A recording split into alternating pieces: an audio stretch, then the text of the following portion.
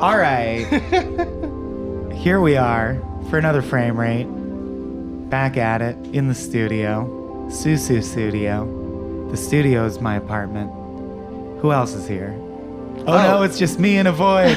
I'm a ghost. But it's not a studio apartment. Thank you. That's what I was setting up there.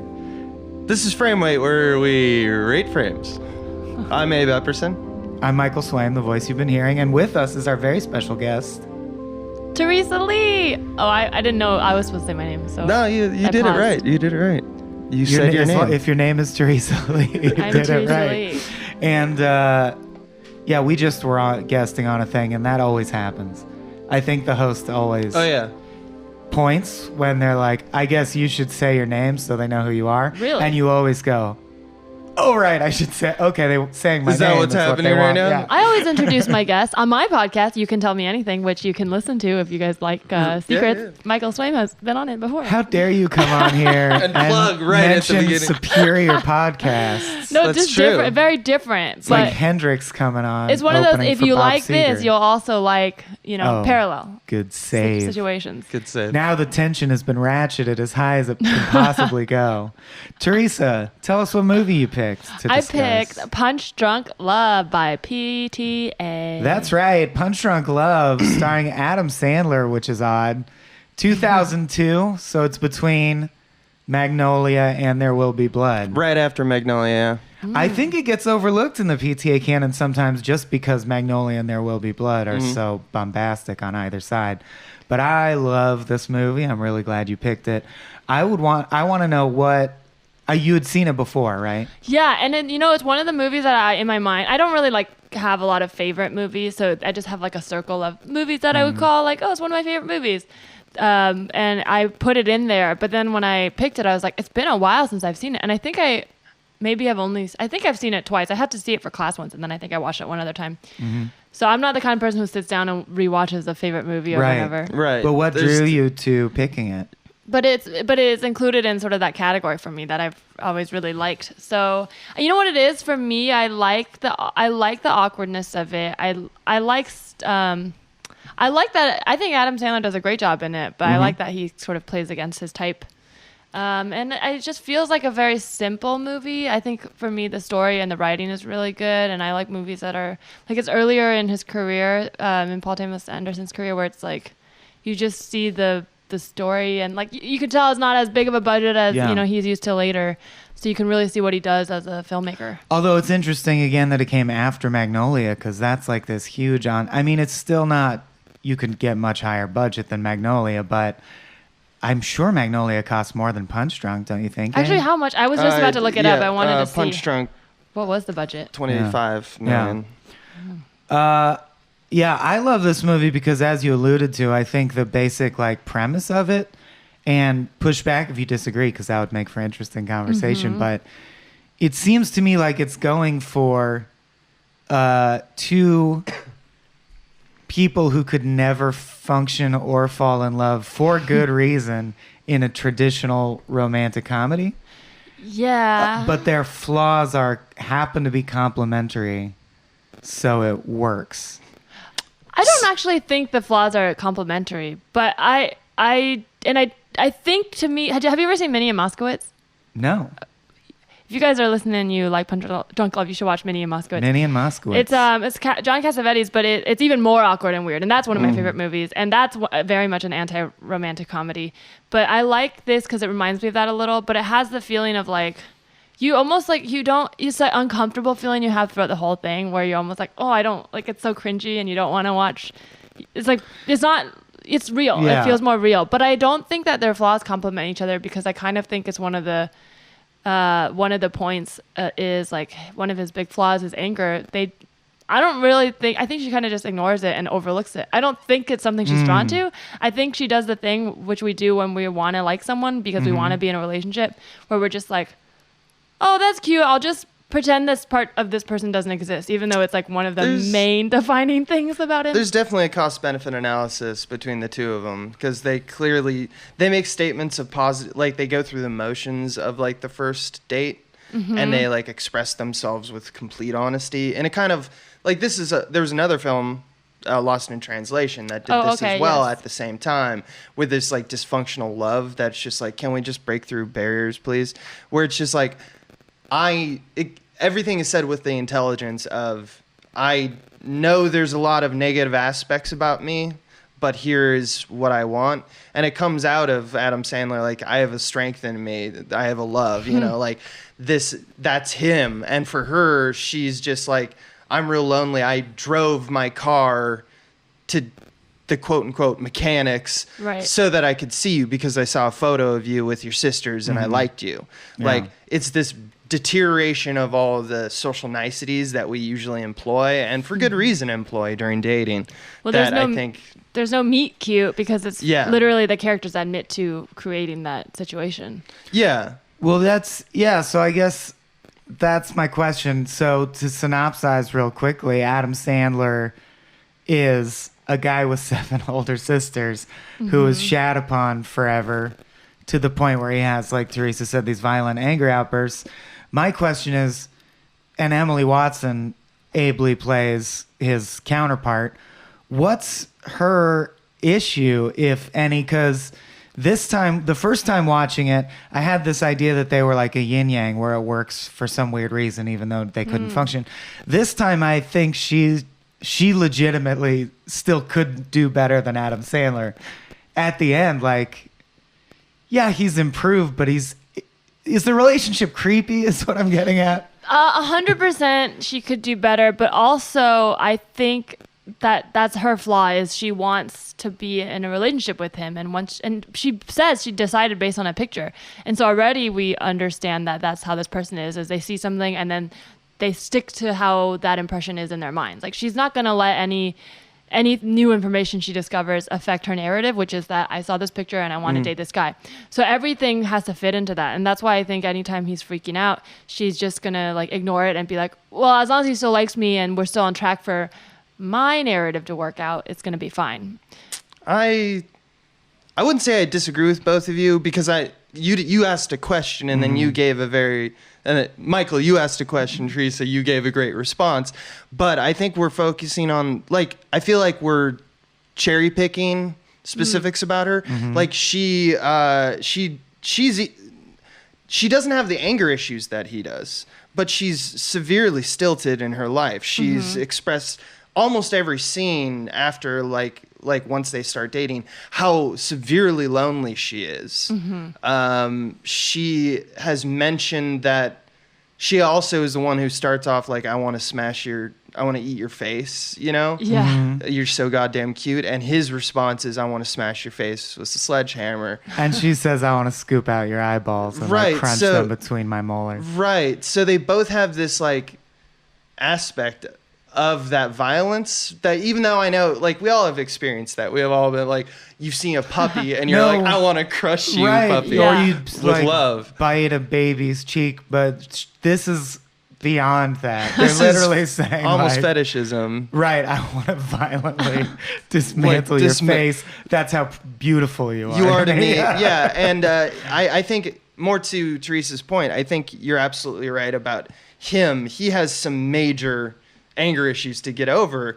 I don't know what PTA is trying to say about if he just is like, if he has a disorder, like if he is I wondered if he was autistic. Or is it that like he has lived in this like bubble for so long, in this like he cannot express himself. Well, that's and clearly he's having a midlife crisis, and that comes to fruition with his sisters who are constantly ribbing on him, and like the score, the John Bryan score that happens. Oh yeah, God. Like we should talk about a little later, like the harmonium and the drums. It's so uncomfortable because drums are a quote unquote violent instrument. It builds so much anxiety throughout the entire film, like that music. And I actually, watching it again, I noticed a lot more. I don't think I noticed as much the first time. It was more of a subconscious like mood, but watching it this time I was like, oh yeah, that music is so overpowering, and I know it wants to make me feel a certain way. And by the end of the film, by the way, if you notice, like anytime we're supposed to feel anxious in the way through Barry, who is right, Adam Barry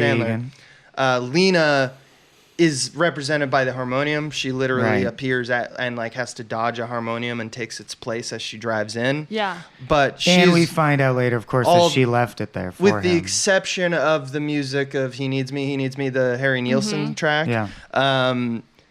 That montage, by the way, wonderful. But with the exception of that, slowly if you watch the score, over time, the harmonium and the drums start playing Right. against each other.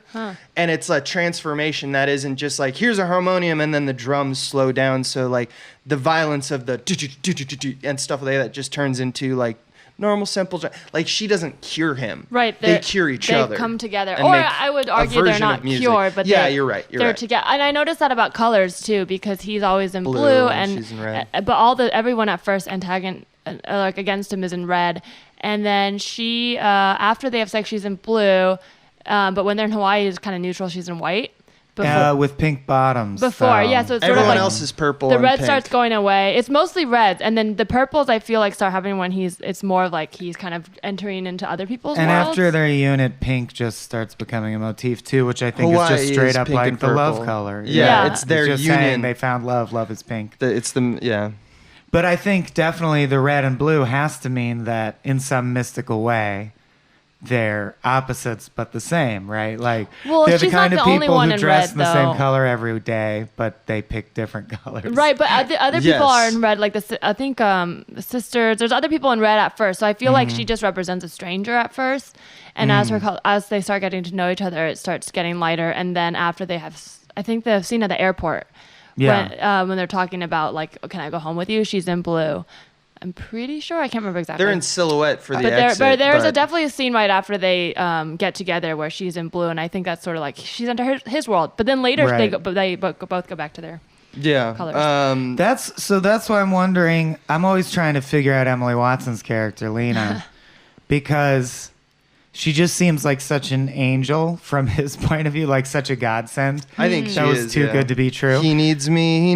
Well, and the thing that really got me this time is, right, of course, the track is, I think, hammering home her thing, which is she just wants...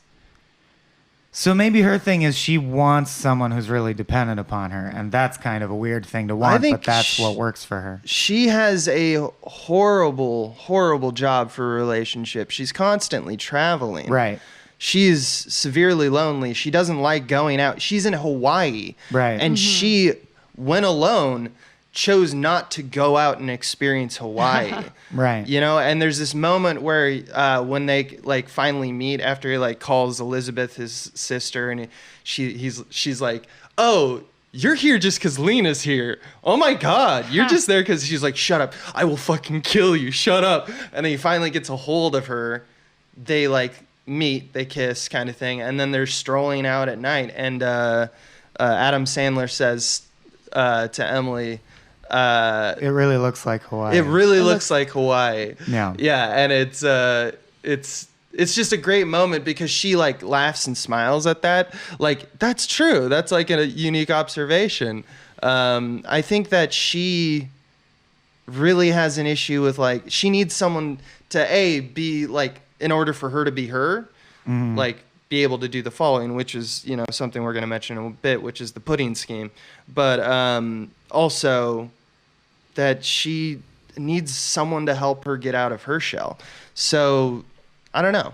But this is why I think she doesn't really like him. And I think over time they'll get to know each other if they want to make it work. That's what relationships are. Maybe she will like him. But all the things, like even the pudding, like you can tell she thinks it's a little weird, and she's just like, okay, sure, like that's fine. Like it's not a thing where the more she gets to know him, the more she likes him. It's almost like the more she gets to know him, she's like, that's fine. We'll just put that in the corner over there.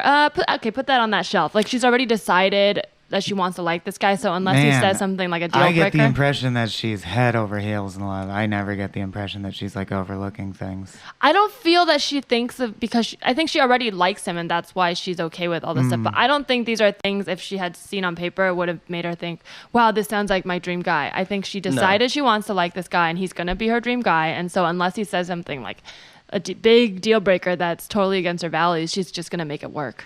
As you see, that kind of happens at the end. You know, Well, he leaves her at the at the hospital. hospital. She comes out. You can't do that. Yeah. Like it does have this it she smacks doesn't- of like talking like to a She's child. training She a doesn't puppy. say that. But I was waiting for that line, and I realized she doesn't say that, which is weird.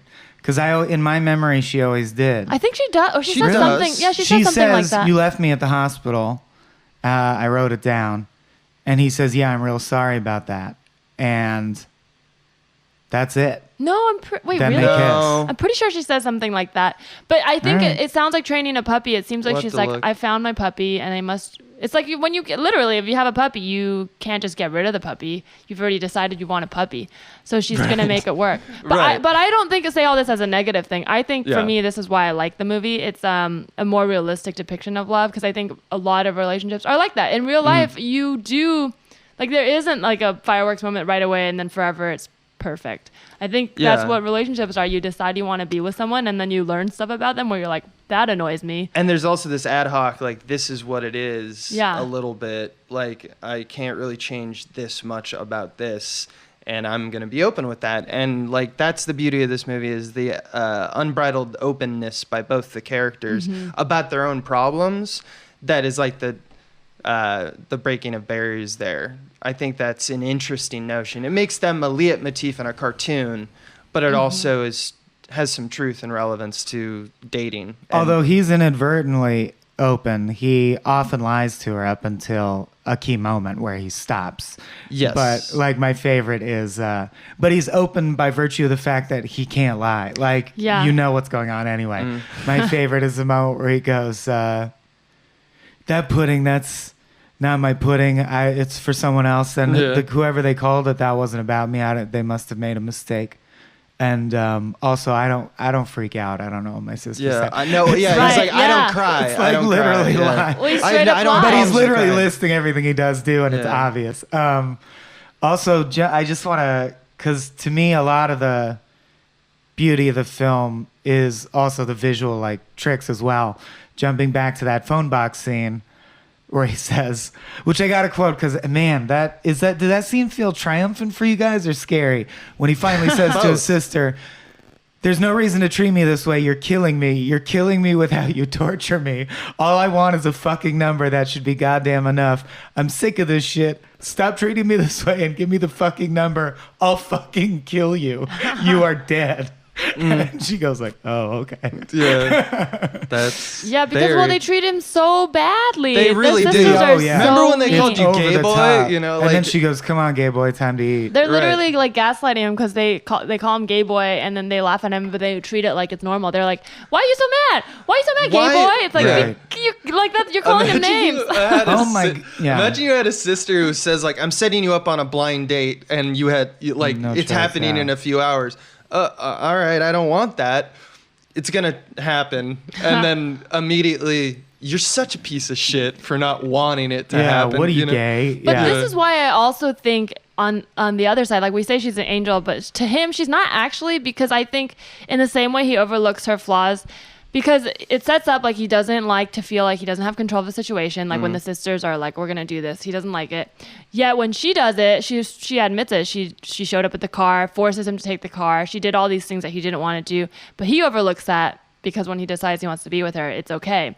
And the credit card scammers like take his info and kind of stalk him. Yeah. And obviously he doesn't like that. But when she stalks him, it's okay. So it's sort of like a double standard. And I think it's there to highlight that when you decide you want to be in love with someone, the rules don't matter anymore. You're just going to like this person. And That's true, but I think the key magic. I'm sorry, I gotta finish this phone box scene Okay. thought so I can move on forever, which is the color play again in that moment that I quoted. yeah.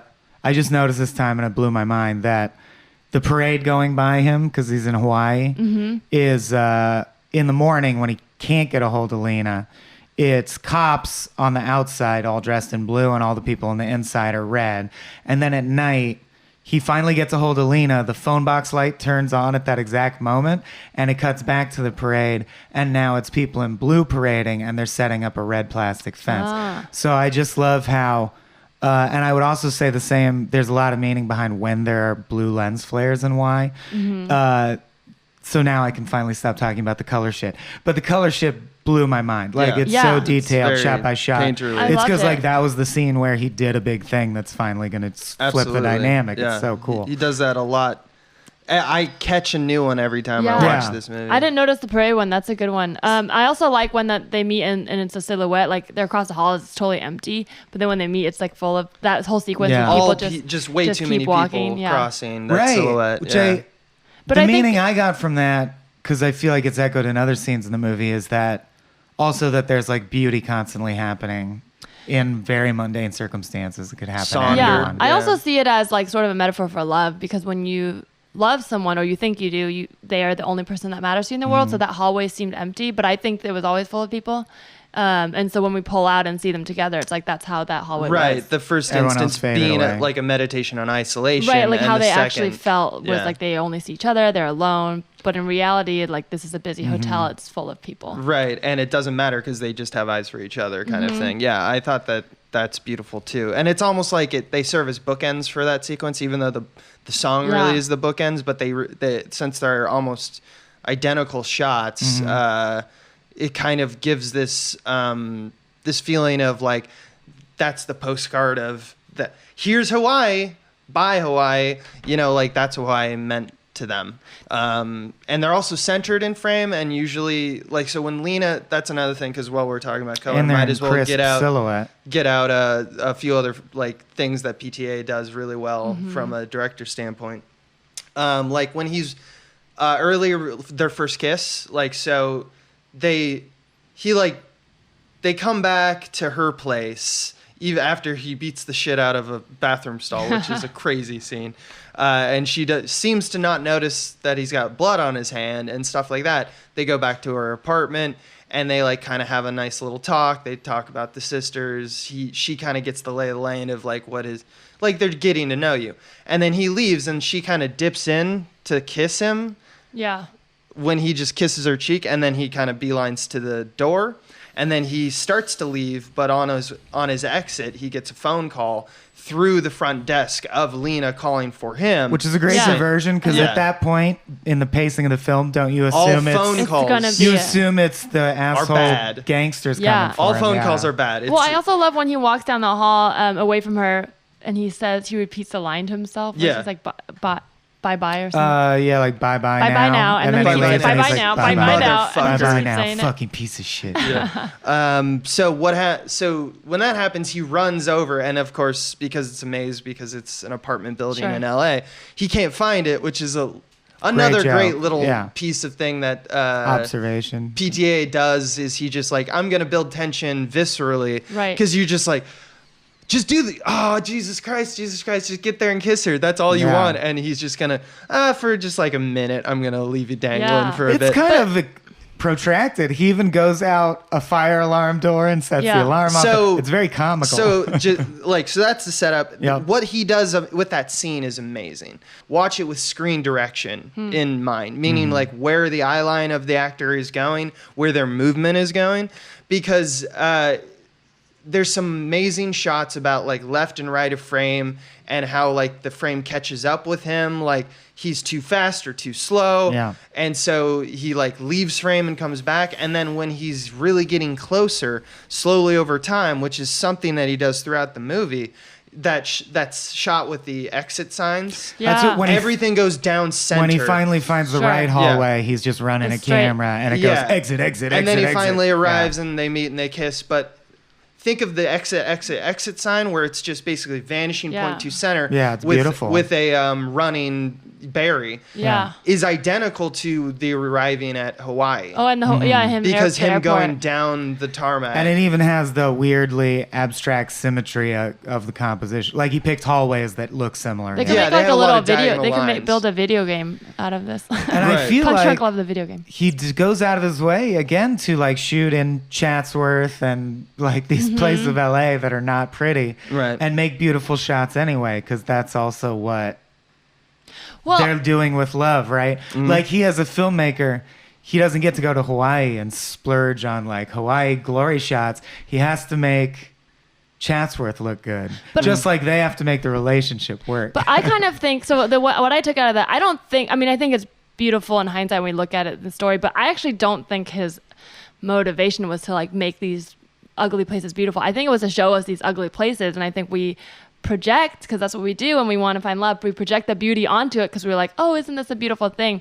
But I took Hawaii as almost like, this is like slightly cynical, but I took it as like the anti the rest of the movie. Like it's so quick. It's this contrived place they go. It's not, I mean, even though it is Hawaii, that we don't really see much of Hawaii. See it. Yeah, exactly. It's You meant see to- some flowers here and it's meant there. to be like this is what other rom-coms make you think love is. The only one scene that we get it is the one I was talking about, the silhouette.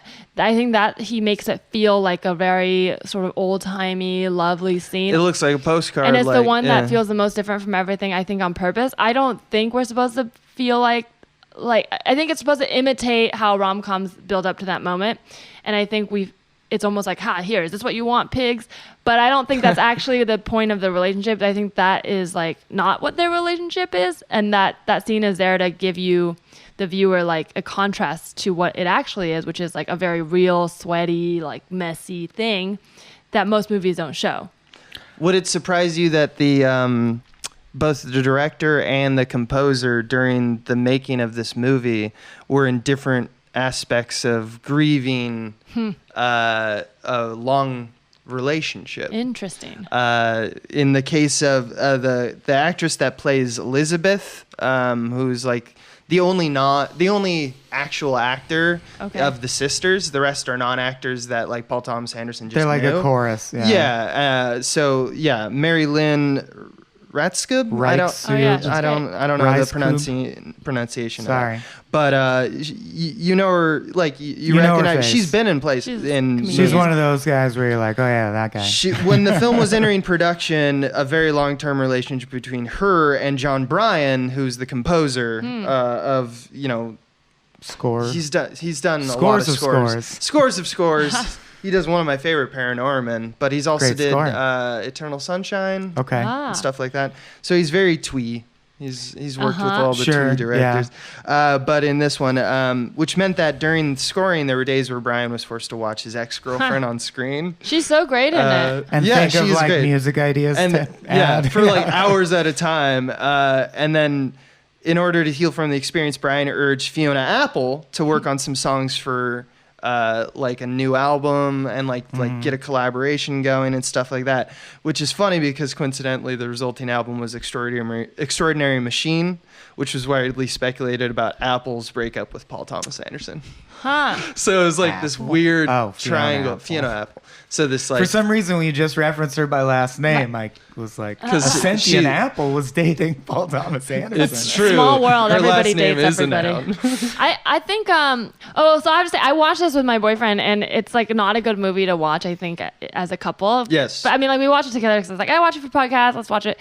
But it was like, and I've seen it before, so I knew this, but I was still like, it's like so cringy. It's like the kind of movie where I love it as a movie, but when you watch, like if you want a feel good movie, it's not that. And if you watch it with someone who you're like dating, it's like the underlying thing is like, oh God, love is so weird. It's so awkward. And also like, why does anyone want this? It's awkward and weird. Like everything's weird and Well, it gross. brings up all of the part of the relationship you guys already the got stuff that through. you ignore. And then you like kind of in your head, both internally and also through talking about it. I don't think you get through it. This is cool. We're like, we both like each other and like we'll give each other I don't think you get through it. I think that's what relationships are. It's always two people agreeing to just like each other and be one and like.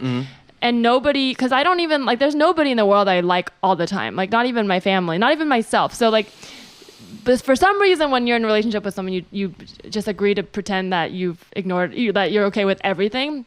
And I think this captures all this stuff. Like, the corners that are like, we're just going to not look at that. And, like, I'm just going to turn away when you, because she never really sees him freak out. Like, she probably knows he does from what she's heard. But he gets to keep that away from her. And that's such a big part of who he is. I agree with that. I would put it in a different way. I just think that as limited creatures, humans there's a line in the sand where once we cross it, we go, okay, now things are fine. But I don't think they ever are. But you're right. There's no confidence. The confidence is an illusion. I super don't agree with either of you, and I have I to knew you at least wouldn't. put it on the record. maybe I'm overly romantic, but I feel like people listening need both sides. Yes, please. I had a feeling I feel you like would very you're much disagree projecting with me. natural cynicism onto it. I don't find it cringy. I find the movie hugely like triumphant. It is a feel-good movie for me. I watched it with my girlfriend, and by the end we were making out, and then we made beautiful love, talked about how much we loved each other. And I do think that's intentional and baked into the film. And my big concrete piece of evidence I'll give is that if it's not magic, how did this woman, just based on a photo, know to give this man a harmonium? And what I mean by that is She didn't. the very first few scenes. Yeah, she in did the end she- she admits she- she left the harmonium. No, in the but it street was for out her. of a cab, right? No, she admitted to leaving the car with the mechanic. It's still a magical world. It's it doesn't magical matter to world. me. The point is, because yeah. here's my point, and it's not just that. Throughout the first few scenes, he's only shown with his big metal thermos, Yeah. which is clearly his comfort object. He Right. uses it to escape situations. He hides his face in it when he's anxious. Uh-huh. That very day, the perfect thing to replace his comfort object comes at the same moment that the woman that he's going to end up with Right. comes. Like an and hour they arrive later. here, like Yeah. she is the harmonium, Yes, clearly. yes. Right. She has to push the as- push the harmonium out of the way just to get in. And as he's carrying the harmonium in, he drops his thermos, doesn't go back for it, and we never see it again. Right. And now the harmonium is his new comfort object. And there's 3 references to the fact that he's never worn this blue suit ever before in his life. Right. Uh-huh. He chose to make a change today. Some random little change. Mm-hmm. And I think that this is a romantic tale about how anyone can find true love with you just got to go out and try, man. You just got to wake I up love and that. try again. I love Yeah. that. I think that's. And how can you cringe when it's like it's such a victory? Well, I don't When he's taking the disagree. dudes apart with the tire iron, aren't you like, this is so fucking satisfying? I don't disagree with you. I think we just fundamentally, and I already knew this, but we have fundamentally have different views about love. Like when I say cringe, I don't mean like ugh. I mean like cringe because I cringe at love. Like, and I think we should, because I think you should. It should make you feel vulnerable, and it should make you feel weak, because that's what love is. It's kind of breaking you down to grow, and that feeling of cringe is growing. And so that's what I mean when I say cringe. But I don't, and I do think sure it's magical and anybody can find true love. But I think this is very different from a Disney true love, because it's the kind of true love that takes work. And a lot of people watch movies and think, oh, true love, I'll find something. It's easy, smooth sailing forever. And this movie I like because it puts the cringe in. And when I say cringe, I mean the stuff you have to work on, the stuff when you love someone and you're like having the worst day of your life and you're tired and you just don't want to talk to anyone. You can just say, I don't want to talk to you, and they can walk away, and tomorrow they'll still love you. That's what I think love is. Okay. I think this movie has that. You're both right. Of course, well, anything can be interpreted, but that's why I said it doesn't matter. It's just an interesting thing to have both on the I wanna audio ask- record. Well, think about The Notebook. But- If Ryan Gosling Haven't had seen- left, You think what's we've a seen The rom com? Notebook? What's a rom com you've seen that's more traditional Disney? 10 Things I Hate About You. Okay, but he's kind of addicted to. But it's like based on Shakespeare, so it has Let's an say, unconventional well, plot. I'm going to use The Notebook because a Say lot anything? of people have seen Yeah, The say Notebook, but he's also a dick in there. Well, but talk to the audience then. Fuck in us. The Notebook, Ryan Gosling is like forever true love, never like writes her a letter Like every day for a flawless year. true Flawless, love, yeah. yeah. Loves her forever. His only flaw is he's poor and hot. And and because those poor hot boys really Yeah. On the gotta Titanic. feel bad for those whatever. But he if we had watched that movie and in that movie he left Rachel McAdams at a hospital while she's dying, we wouldn't have rooted for him anymore. And Right. that's why I think that makes this movie so good. It's because it's real, because people make mistakes and people fuck up. And he then- wants to take care of her. He's just bad at communicating. Well, Yeah. I agree completely with that. I think it's very intentionally a relationship that like a lot of quote unquote normal or like vanilla people would still have questions about. Yeah. Like, is he mentally a child? And if so, is it weird that she's with her? Like, it's truly not a like picture perfect acceptable relationship to Yeah. society. But I would just say that, and yeah, thank you for clarifying the cringe thing, because when people use the word cringe, I thought you were saying that it reminded you of like Meet the Parents, like the jokes make you uncomfortable, because Meet the Parents makes me like super uncomfortable all the way through, and I don't get that feeling from the 'Cause jokes of all in the Punch Jewish Drunk people Love. in it. because it's No. also hollow. It's hollow and not really a well thought out movie. That's fine. it's been I a while wanna- since I've seen that, so I can't really recall. Sure. I want to give you both a question now that you see eye to eye kind of thing, but you're Well, definitely we coming at it still with have different fundamentally perspectives. different views about love. Why- And we're not trying So to I convince wanna- each other, we're just trying to converse. Yeah. So I want to ask you guys a question. what do you make of the title Punch Drunk Love? Guess first, or should I leap in? Well, I think it captures the idea of like you hear it, you think it's a love story, but it's like equally punch, equally drunk, equally love, right? So like the anger is just as much of a part of it as the love is. Do you mean punch drunk as like that? Like, I don't know if it's hyphenated, but that's it a could be phrase. either. Punch drunk is hyphenated. It's punch drunk, but it could also, you could just break it down as 3 words. Punch. Yeah, drunk. punch is a really aggressive word. You don't relate to love, but also punch drunk, like it could be you're drinking the punch, like. Oh, that's interesting. Punch drunk is usually like it's almost like a fugue state. Like, well, it's based on the book Eat, Love, Punch, right? So it's to imply that you don't have control of your own devices, correct? Yeah. That would be the origin of the word, or no, is a better definition? My understanding is it comes from boxing, and it means the unique way they'd get dazed after taking too many hits to the head. So I took it as simply as this is going to be a story where 2 people who have both suffered a lot fall in love. Instead of 2 Ryan Goslings who have like no real problems. Yeah. And because they've suffered, they therefore do weird, unwise things. Sure. Like it is accurate that Adam Sandler does things that if I witnessed a stranger doing it, I'd be like, I'm scared of this person. Yeah. They have violent anger issues. But seeing it through his eyes, when he suddenly, for no reason, for quote unquote no reason, kicks 3 glass sliding doors, seeing everything that led up to it, you're like, I see why he did that. Right. I love that. He just kicks them all in. What the fuck, And Barry? they're all literally going, remember when Barry was gay and we'd say that and he'd get mad? That was so stupid. Then he gets mad and breaks a glass, and they immediately go, you fucking retard. What the fuck did you do that for? And it's like, because of what you just did. Yeah, Like, all of this nonsense. I also love the apology to the brother-in-law? Yeah, that Robert Smigel. Dude, I Robert cried. He just starts crying. That was Robert Smigel? Yeah, Smigel. Is Walter the animator? dentist? I love that whole dentist. conversation where he's like, this is confidential. Like, where he asks if he can seeking get help to see a yeah. psychiatrist. And he's talking to a dentist who is his brother-in-law. Mm-hmm. But even though, like, Walters the whole time is like, no, you're getting things wrong. He's still like, sometimes I just cry for no reason, and then just cries starts for to no cry. reason. It's so funny. And it's so, like, you do get the feeling that he's either got an intense disorder in terms of being able to connect with anyone, or he's been stilted through a lifetime of having 7 upbringing. sisters Yeah. and parents or some And being situation the youngest of 8. that he's been a passenger in his own life. Sure.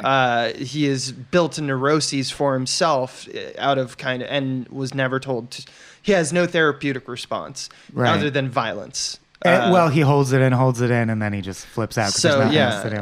and to me, both cases are kind of blameless. So even though he is violent, even though he does things that terrify me, and I go like, this man needs to get help. That is absolutely true.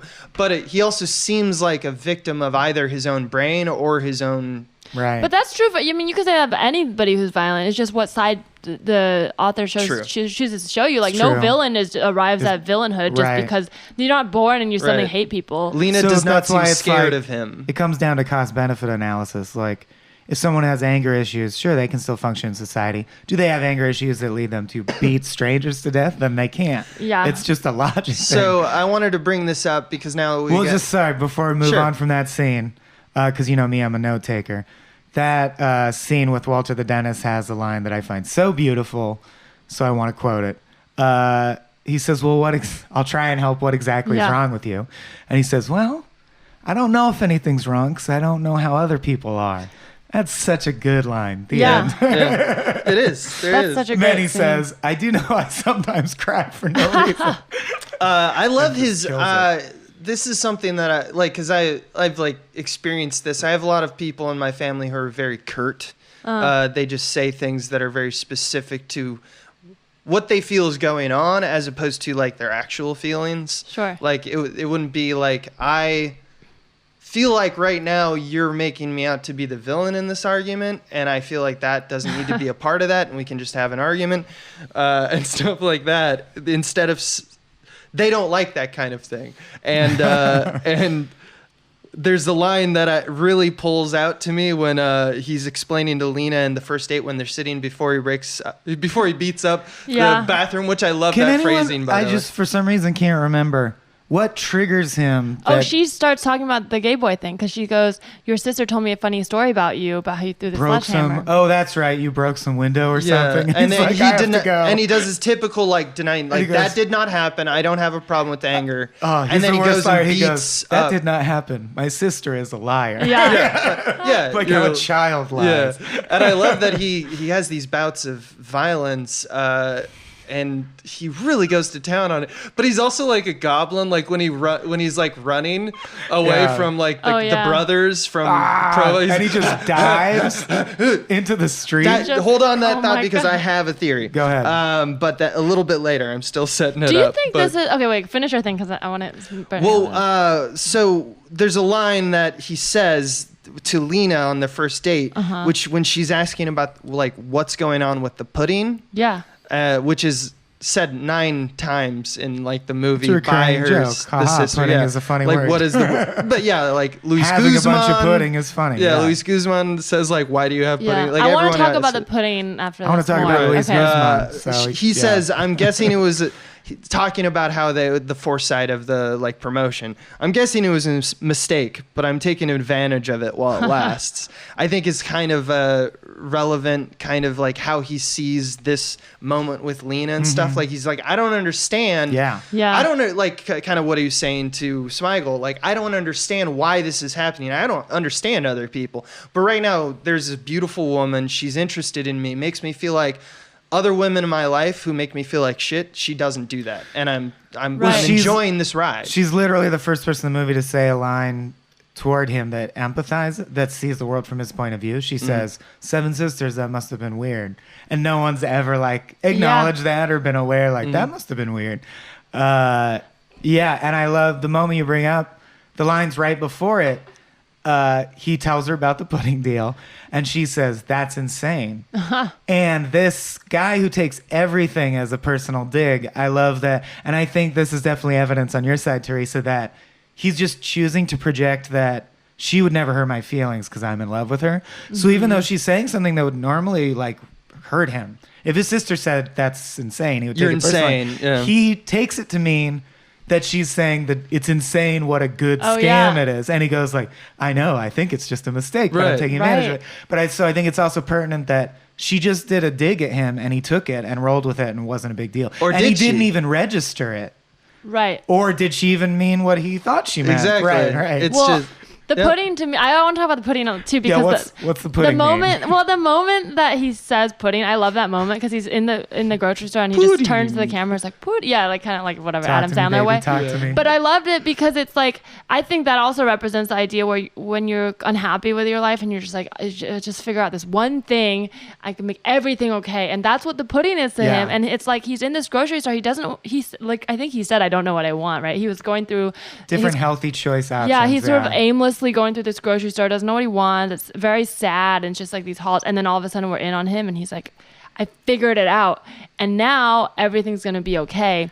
And it's this like, it's false, it's an illusion, but he also sticks to it, and it does ultimately help him because it works in the story which is great because it takes 6 to 8 weeks to process, and he has to go anyway, which I think is the important point of like, okay, life magically gave you this opportunity, now it's trying to take it away, and he goes, well, fuck it, I'll just do it anyway. But that's what I think. The line he says, by the way, when he's mumbling to himself is, what am I looking for? What am I looking for? Exactly. Talk to me. Yeah. Exactly. So I think there was that moment of he literally doesn't know what he wants. But I don't think that it's life taking it away. And I think this speaks to my sort of overall takeaway of like, what love and all this stuff is once we decide what we want, everything's going to fit that narrative, even if we can actually poke holes in it, but people are just like, no, I don't care. Like the pudding, like you said, it takes 6 to 8 weeks, but then later, then he's like, oh, I'm going to be in a relationship with her forever. So all of these miles when they kick in will help our relationship. But you could argue if he had stopped the first time, you know, he hit an obstacle, that would have been it.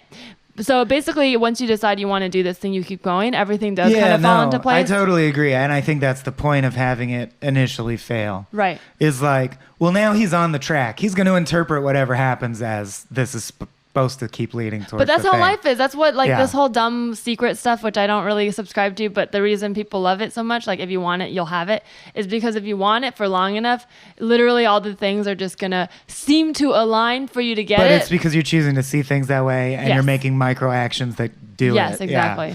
Yeah. Since we're in that scene, another quote. I think this is maybe the most unorthodox big rom-com love speech ever given. You know, like the monologue where he has to win her back.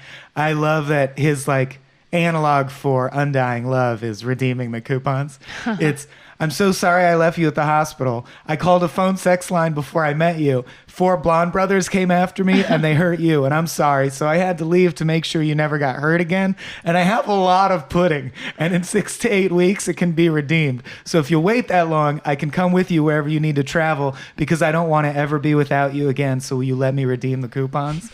And like when he finally gets to the point and says, "I never want to be out of your presence again," Right. I always tear up. That No, always it's gets a me. fantastic It's like way in which he internalizes the world. It's like how a puppy would love you. yeah, like can give me permission to do this like plot that I invented in order to make us both happy in the way that I think we'll both want to be happy. Also, before Hawaii, the shopping scenes are the only time he ever smiles. It's like he loves figuring out the scam. It's so appealing to him. I love how bad he is at scams, for how good this one scam is. He's so bad at lying. There's one earlier. It's like one of the first drum score ones when Elizabeth arrives and has speedy questions. Is like, what the fuck was that? We need to talk about what happened with like that whole kicking the glass and stuff like that. What's going on with you? Yeah. And like what's happening with Lena and stuff like that, where because everyone is just, is he going crazy? What's going on? And it's got that crazy tense drum score. Yeah. And there's a lot of things happening on the floor, but the shot just follows Elizabeth in and then just stays as a 2-shot for like a minute, like a whole minute. And it's like the most static thing ever. It's just 2 people standing having a conversation. There's not really any blocking. There's nothing to make it tense except for this music and the fact that she's like blitzkrieg throwing questions at him. Is this right? the one where in the back of the window you can just see boxes falling? Because That's at the end of this segment, but it's Amazing, it's at the beginning of that. Comedic So timing funny. where a forklift move punctuates a joke. Yeah. Like Luis Guzman just stares at him in silence and a forklift goes, So you get this. Here's what I think is brilliant about these shots in this segment is that he's just talking to his sister, and it's static shots, and through like sound and repetition and like intensity of like the voice and how the volume of the voice and stuff, it becomes like a prison. Even though it's open space, it's like haunting. It's like his own kind of prison in a way, because like he is. There's people off screen. Luis Guz, he says like I'm like busy. I gotta work, and he's like, and then he does a realizes bad that lie. he realizes that he has to tell, like he has to look like he's working. Then he says, so he call yells, that guy in Toledo, right? So he Yeah. he yells at Luis Guzman. He's like, call the guy from Toledo. What guy? I'll tell you later. You know, it's like he's just trying to be busy. He's just because he Right. wants to get out so desperately. Yeah. And he's got all the open space in the world. Like then he I can think- walk through that door. He can run through anything. Later in the scene, Luis circles back and even starts going like, what about that call? Do I need to make that call? What was that call about? Yeah. I don't know who's from Toledo. Yeah. Do you mean the Best Western? And he's Yeah. like, He's trying I to shouldn't piece have it said together. that. I'll tell you later. Right. The blocking like that you mentioned, I also find really interesting too, because all those the long tracking shots with him walking, and also the play from like dark to light when he's in the there's a couple moments when he's like, it's like very it's like just like one half of this frame is all light and one half is all dark, Yeah. and you see him like move from the light into the dark, and I didn't analyze it enough to really know if they're happening at certain moments, but I do really like all those long shots when people, including what's her face, Lena, when they walk into the factory, they always track. It's never just like enter through the door into the office. It's always like you see them walking towards it, and then you follow Plunger them all the factory. way Yeah. into the factory. He usually tracks with them on focus. Like Yeah. they occupy the same space forever. Yes. And then they turn. You know, Yeah. and so the camera just stands in one spot as you walk towards camera. The camera work is punch drunk, and that's also. Yeah. It reminds me of some of my favorite camera work is also in the scene where he very first calls the phone sex line. Where it moves. Because on a script level, I love the idea of, like you said, not omitting things that are true to life, where he's like, I'm going to call this number and maybe love will be on the other end. Pick up the phone, talk to an operator, give your social security number. Like, he has to go through so many steps where he's like, is that really necessary? I just wanted to talk to, like, a girl. But B, how the camera keeps returning to the 2-shot at his table for 2 with no one in the other chair. Yeah. Oh, yeah. I love that. And in fact, it was something that like PTA does this a lot. He, like, something happens, like someone hits the lens while he's just watching it while they're setting up the shot, and he goes like, "What just happened?" And then he's like, "I want to, like, recreate that in a cool way." And one of the things was that like, it's the way in which, so there's 2 things going on when he hangs up the phone call, because it's a callback service. Yeah. So Georgia has to call him back, and there's that, 15 seconds of silence where you're going like, is he going to get scammed right here? Right. And it moves from a short frame. And what a short frame is when a lot of the space is behind the head of the main subject of the photo. So they're usually their face is faced towards, like, the end of frame. You're short framing them. So that's what it is. And it's usually used to be like, to lock people up in corners in, like, film school grammar. Or if you like, settle long enough, it encourages you to think about what they're thinking about rather than what they're looking at. Because you don't see what they're looking at. Right. But it shifts over, it pans to the left, and then reveals the phone in the center now. Now he's on the right of frame. Yeah. And the left of frame is an empty stool. Now that's like that's like a shot that means something. It means, like, he's lonely. There's a lot of things you could read into He's trying that. to summon a But person. something that Elswit, which is the name of the DP, who's also, he did There Will Be Blood. He's worked with PTA for almost everything. Just bumped the camera accidentally. And PTA loved it so much that he was like, it's not like a good move. Like, when it moves No, from it's right not. to left, It's very bumpy. It Yeah. like jerks over. Yeah. And it really makes you think about, like, what the fuck is that? Like, that's what I think you're right. It's very punch drunk. Yeah. It, like, feels like they're stumbling through, just looking left, right, like a baby walking into an It's I like think all the that's- stuff that usually gets cut, but Yeah. they're like, leave that in there. Like they say Yeah. with writing, you're supposed to enter the scene as late as possible, leave as early as possible, but they kind of like throw all those rules out and they like show you all the extra stuff like leading up to a scene. And But all, they show how that extra stuff also has meaning. Yes, of Therefore, course. it's no longer extra. Whereas, like, in another movie, if you added a transaction Yeah. before the meat, you'd be like, what are we talking about here? Let's get to it. Yeah. Well, I want to say something about the phone call that I thought of when you guys were talking about, because I didn't, I mean, that's his first attempt to find love. And I thought it was interesting that it's sort of like she's also a scammer. Like, not that Lena is a scammer, but like going along with what we're But saying. he is. Right, but going She's along better with what than we're him. saying about like, ignoring things and just Right. deciding. Like, he kind of was like, maybe I like this. I'm just going to like whoever's on the line because this is what I want. So we do have an instance of it not working out because clearly it's a whatever. But Georgia's so far on the other end. She's just like playing up the sex stuff and all this thing.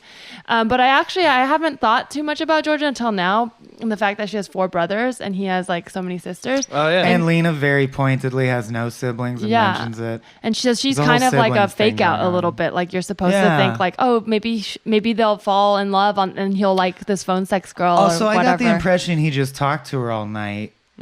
Did he jerk off? Because at the end it fades to black and he like I think leans so. forward. I think he does because he kind of Okay. leans And forward. then they kept yeah. talking. Because also, like, she wants him to, and that's the point of Yeah. the call, and it wouldn't have wrapped up otherwise. I love the line, like, when he's talking about owning his own small business. He's like, I'd like to diversify, but I think I'm doing great. I think as a start. And then she responds, are you stroking it yet, baby? Do you have your pants off? Yeah. No, I don't It's- have my pants off. I mean, I think that scene is also kind of about how he is in all things except, even though he's a liar, like he lies openly to his sisters and he refuses to admit things about himself. He is a liar. not like a compulsive liar in an aggressive way, but he'll Not- lie easily but- to avoid confrontation. Yeah, it's usually to avoid things. Yeah. It's not to sell something. And so he actually seeks truth. Like, even though he says, my name is Jack, which is hilarious that he announces himself as like, I'm back. I mean, Jack.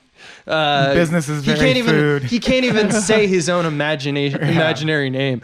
But like, yeah, she's so clear. Like, you so clearly know before you've even seen the movie that she's like, I'm on like my bed with my t-shirt and, you know, I'm going to town. No. She's clearly in her sweat. Like, we see her later with like a tabloid and a sweatshirt, and she's just sitting in her trailer. Yeah, at a none desk. of this fiction is real, and he believes it's real, and he gives honest recallings of who he is to the person. He's consistent recallings. Yeah, exactly. And so it's just like, you really have this catharsis at the very, like, throughout this whole sequence where you really believe that, like, this guy is just, it's not going to end well for this guy. He's not long for this world. Yeah. Well, we do have to wrap up in the next few minutes, so we should at least mention Philip Seymour Hoffman. Yes. The culmination of that B plot, who I think is pretty straightforward. He is the ultimate bully. He's like all of his sisters combined. Yeah. His acting's so fucking good. Like, he's the kind of guy who gets on the phone and doesn't say anything except shut the fuck up. Shut the fuck up. Will you shut the fuck up? I'm sorry, what? Just calm down and just shut the fuck up. Like, his lines are amazing. Yeah. And of course, now that he has love, he has the strength to defeat him. D&D mattress man. It's But so we great that couldn't he do shows this up. without mentioning that Philip Seymour Hoffman destroys I got a lot more. That was my favorite I know, scene, but him we're showing almost up out of in Utah or whatever it is. Provo. Oh yeah, when he just shows up, because you don't expect that, and it's like the brothers do go to LA because they think there's money in it, but like that's probably the first time ever somebody's gone over there. And they roll him at the ATM and get $500. And that's it. Yeah. You know, this movie, other than it's actually a superhero movie, right? And the superpower is love. I have the same interpretation of the because shot. he literally leaps, and when he's a goblin around, he leaps and then in the air. That's him becoming Superman, right? That's him. I thought the same. He's got a blue suit, With a red and tie. like the main arc, other than the falling in love, the only additional like real arc is that he finds a villain who's scamming people and like takes him down a peg. And he has super strength when he flips out. Yeah. He's super good with that tire iron. I love when he says he and Hoffman are arguing on the phone, and Hoffman finally calms down, but then he goes like, you know what, fuck you, Adam Sandler. And Hoffman does this thing where he delivers the line as if, oh no, you said fuck me. Now we're drawn into this inevitable set of consequences. Yeah. He goes, fuck. Did you just say fuck myself? Okay, you're dead. Like, there's nothing that can happen. I here. love when he runs to Provo, Utah with his with the phone in hand. With the phone still there, yeah. He arrives. He's gonna beat him with the phone they scanned and him it's with. so haunting where he's just a silhouette, Yeah. just there as Dean, the D&D mattress man, Gets is his getting haircut. Philip Seymour Yeah. Hoffman is getting his haircut, and then it's just silence, and he looks over and he goes, fuck you. He knows exactly who it is. And then one of my favorite lines in that whole interaction, which is brilliantly written, everyone should just watch it once a day. He goes, all right, mattress, tell me that's that before I beat the hell from you. It's like such a Can I do wonderful the so surrounding good. bits just because I haven't written down? Yeah, It's- right. Wait, I want read to the say whole something thing. about the Superman thing before you get Sure, to it. yeah. please. Because there's more evidence. I hadn't thought of that, but now that you say that, there's more evidence about that. Is when they get in the car crash, he's not injured, but they're Yeah. both in the car, But and she gets is hurt. badly injured. Yeah, so that's weird. And then Unbreakable. I guess if you're gonna look at the miles as sort of like a way, like he can go anywhere now in the Yeah, world. he can And so fly. He can fly all around the Yeah. world. Yeah. Yeah. He's definitely Superman. And she's his Lois Lane. Yeah. But that full speech, because it's so delicious, is I'm a nice man. I run my business. So you tell me that's that before I beat the hell from you. I have so much strength in me. You have no idea. There is a love in my life that makes me stronger than you can imagine. So I would say that's that, mattress man. And then on the way out, Philip Seymour Hoffman Pervert. yells after him, that's right, get out of my store, you fucking pervert. And he just turns around and goes, didn't I warn you? And he goes, that's that. That's that. Yeah, I love the intensity of Adam Sandler in that, because he's like he I has warn to be you? stopped by like words, because he's just like, I'm gonna turn around and I'm gonna beat the hell from you now. Like there's it's great that there's distance between us, because if you're right near me, I'm wailing on you with this phone. But he also does show control, because if it had Yes. been earlier in the movie, he wouldn't have said, like, even that speech. He would have just showed up and beat the hell out of him. Yeah. So it shows that he has control now, and he's like being a reasonable man. So he's Superman who has too many powers and can't contain them, and she's a trace amount of kryptonite that Yes. like helps him withstand. Yeah, like because he's getting out of his own head, and she's kind of, I don't know, it's kind of a weird way to put it, but like she's kind of like a drug for him to wean him off like his anger? self-destructive like archetypes Right. that like this character has. But I think Teresa brought up something really great, which is I didn't think beyond the borders of the movie because I think rom-coms usually don't ask you to think too far beyond the borders of the movie. Like you're not imagining, well, what's their marriage like 20 years from now? But I do wonder if anything will change when she actually witnesses him in person do one of those things, like flip out and beat the fuck out of something. Well, I think it seems like they'll want to work it out. So if she sees that and he wants to get better, it seems like maybe she'll encourage him to like get help, and maybe he'll do it. Hopefully. I fucking love the story of the beginning of this movie. It's real short, but like after Magnolia, which was more or less a flop, it was like 9 million. No, it was more than that. It was at least over 15. But this one's 25 because it was so critically acclaimed.